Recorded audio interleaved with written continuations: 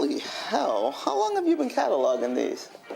Since I caught a sigil on the swing set in the background of the Let's Play Pirates episode. If I'd have blinked, I'd have missed it. But here's the thing, there wasn't a single reference until the acquisition. This is the complete log of all the references I can make out, and most of them are subtle, but they're there, and lots of them. And usually paired with a message encouraging kids to ignore their parents or do something harmful. Again, it's subtle. It's not something that's overtly dangerous, not in the context, and it's always under the guise of a new adventure. And you know this kid was also watching the show at the time of his disappearance. Totally engrossed, his parents said, and then just gone. No police evidence? Not even footprints trailing off? No, nothing. Like he just vanished. That was over 8 months ago. And now this other kid, Lauren, same story. So what's next? That's what we need to figure out. I mean, obviously we can't say anything. It's a kid's show, for Christ's sake. We'd sound insane. But it's not. These are not good lessons. Every episode has some very harmful instructions, and there's a thread of content that runs across all of it. References to Belial, to Mara, to Iblis. Every world religion has a figure that tempts and manipulates and deceives. According to Kate's log, in the last 20 weeks of this kids show, there have been over 40 mentions of these entities. It's alarming. I want to bring Peter into this, if you two are comfortable. This is really his area of expertise. Okay, let's get him to review the episodes that you've already recorded. I will cut the meeting recording. Kensdale's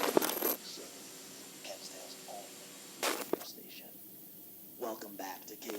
How old is she here? This is your local About radio 5. station, BJ Drandon AM. I can't even imagine. 23 of the national anthem in celebration of They provided 2 original tapes of the show, and they say there are more.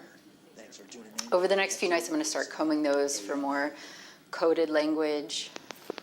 The puzzles, the anagrams, they seem to connect it to the cult. And based on what we have, I'm convinced that this is the latest iteration of the one Caroline's family's been tracking for generations. The information we already have about the group ties it back to a religion that hasn't been practiced publicly in damn near.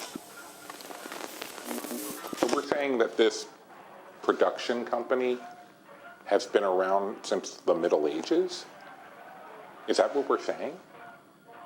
Either that, or they were. So why her specifically, and why here?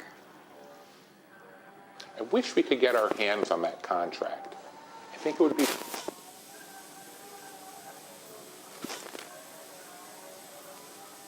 We don't even have any conclusive evidence that would suggest that she's still alive. But she's in there, Peter. I know she is. Whatever information Kate is getting is fragmented at best, and that's if it is actually Rebecca. It has to be. So no, Caroline, we don't know. We have to hit the pause button on this. We can't do anything that would give away what we're doing. Excuse me. I'm sorry. Are you in charge here? So what's the plan then, Peter?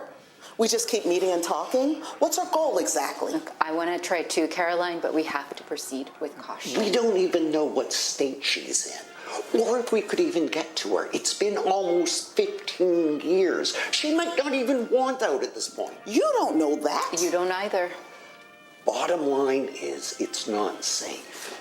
I mean, are we going to talk about David, or are we just going to pretend he's... I'm not waiting around. If they're coming for me, they're coming for me. She's made contact with Kate. But we don't even know that it's her. It is, but she's too volatile. That's the tricky part. We don't know where she's coming from. Kate, we've been working on this for 14 years. Please. This is a terrible idea. We should be lying low, not diving in. You know what? This meeting's over. We're going to take a break, and we're all just going to come back when we can.